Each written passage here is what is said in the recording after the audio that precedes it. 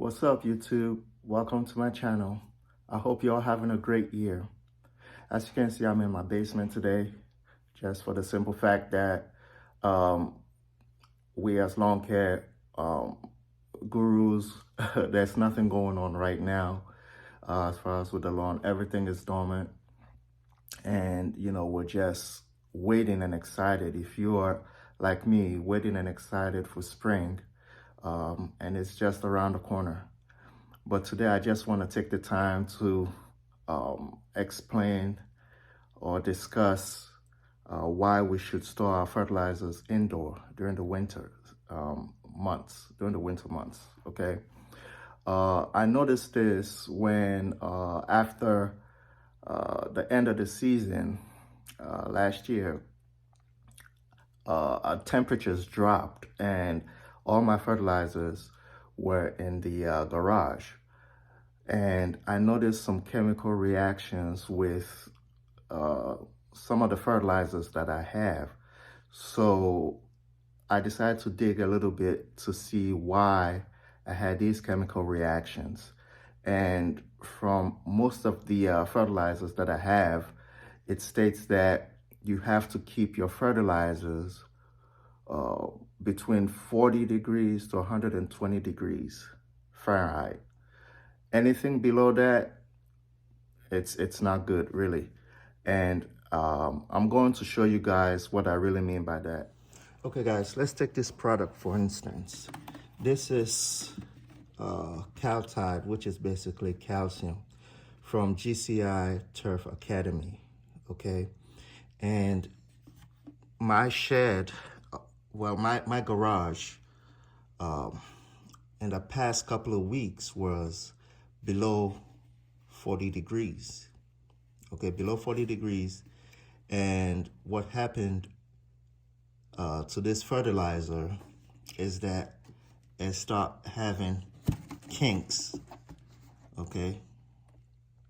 As you can see, I don't know if you can see, you see that? And this is because it wasn't stored in the right temperature, okay? This is what happened. I don't know if you guys can see it in the bottom. It's solid rock bottom, okay?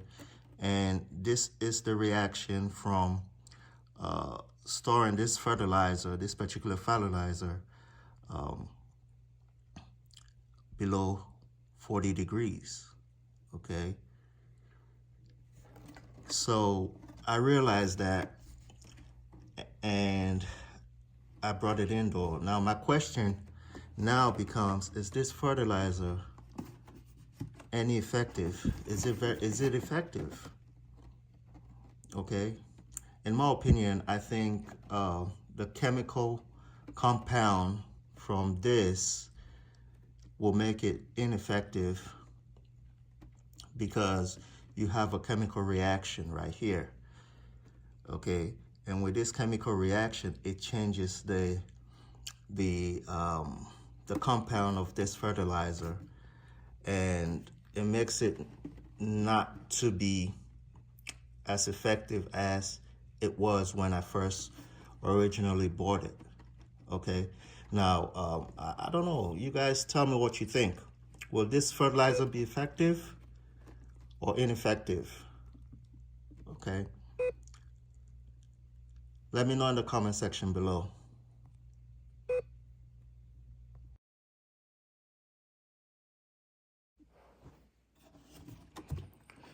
All right, guys, after a couple of hours later, it's beginning to dissolve. As you can see, it's no longer a hard rock settling in the bottom. It's actually beginning to dissolve because why? It's in the right temperature. It's in the right temperature. So it's beginning to get back to its state of originality, as I will call it. So all that kinks out of the window. All that kinks out of the window. Sorry guys, my tripod went out on me. Apparently, I didn't charge it before making this video, so it just died on me. But let's move on. The next product I want to talk about is Green Effect. Okay, when this product is below 40 degrees, it has a reaction. Now, prior to me bringing this in here, this bottle was really the air and this thing was so much, the air pressure, that this wasn't the way this bottle looked when I brought it in. Now it's sitting in the basement. The temperature is kind of nice, or it's at the right temperature for this fertilizer. So now it went down some, but it was really below it when I took it from the garage to the basement here. Now let's see what happens. This is a chemical reaction here. Now listen to this. It's very difficult for me to open because of the pressure. Okay, guys.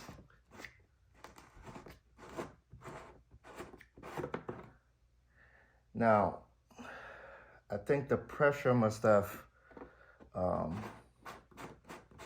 gone down some, because when I first opened this bottle, when I brought it down here, I thought this whole thing was gonna burst. So I opened it, and the sound that I got out of this was like when you open a bottle of Coke. Okay, when you open a bottle of Coke, you hear that sound, like the sound of a gas coming out of this bottle. Okay, so now, again, as you can see, the bottle, you can tell by this, the pressure here is, you know, it does expand some. You can tell this is not the original size of this fertilizer. Okay, you can tell the pressure, okay, that this thing had prior to me opening this. Okay, so again, with this also, the question becomes, how effective is this fertilizer moving forward? And you know, all these things that's happening in this container, in this jug, is all chemical reaction based on the temperature, again, like I said. And so it has created a different compound in here. And I think that, will this fertilizer be effective? Maybe. So there you have it. Those were the two fertilizers that I noticed that, you know, had a different reaction to it when I went into the garage to check to see what kind of fertilizers I need, or what was I running out of, so I can order some more. And that's when I found out about, you know, these two products that I have. So guys, my take on this will be that you store your fertilizers. If you have a basement, you want to put these fertilizers in a basement, because the temperature is above 40 degrees in the basement. The shed is also not ideal, because I did another experiment with my friend, and he has a shed. I put these fertilizers in there, and almost the same thing. I had some kind of reaction to it, because with the shed, you know, your temperatures are gonna drop also. So, and I'm just talking about the winter months now. You wanna bring all your fertilizers indoors. Okay, so I have maybe 4 reasons why you should do this. And the first one is, you wanna follow a strict policy of smoking and no flames in the storage space.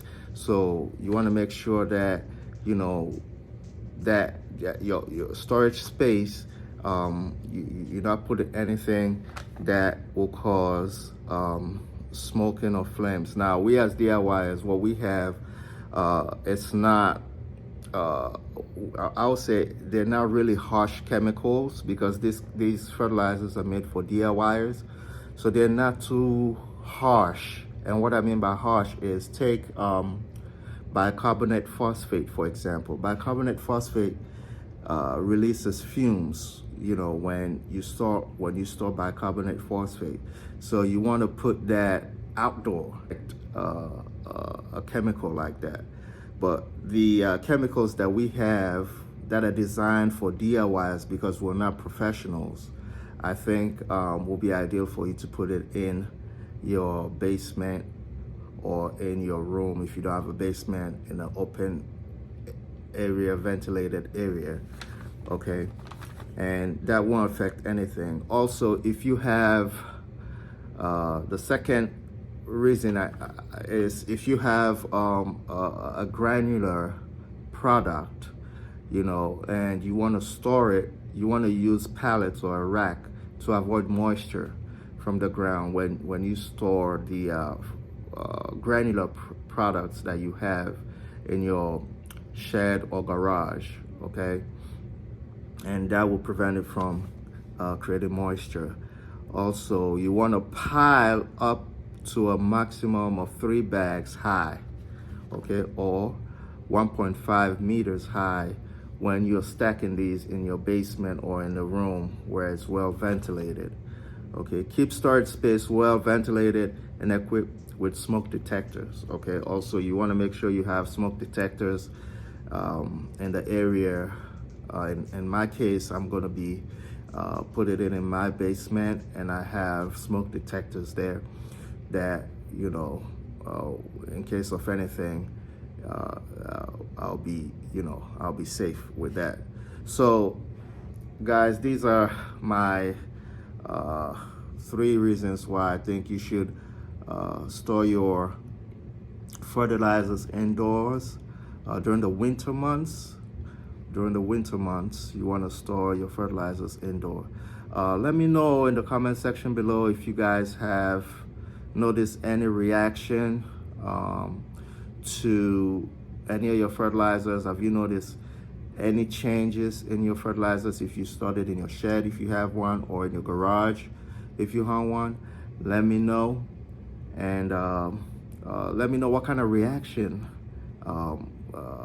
happened with your fertilizer. I'm really excited to see what most of you guys have to say about that, and things that you need for the beginning of this season. You want to start buying things now, because things are going to be sold out towards the beginning, or as we get closer to spring.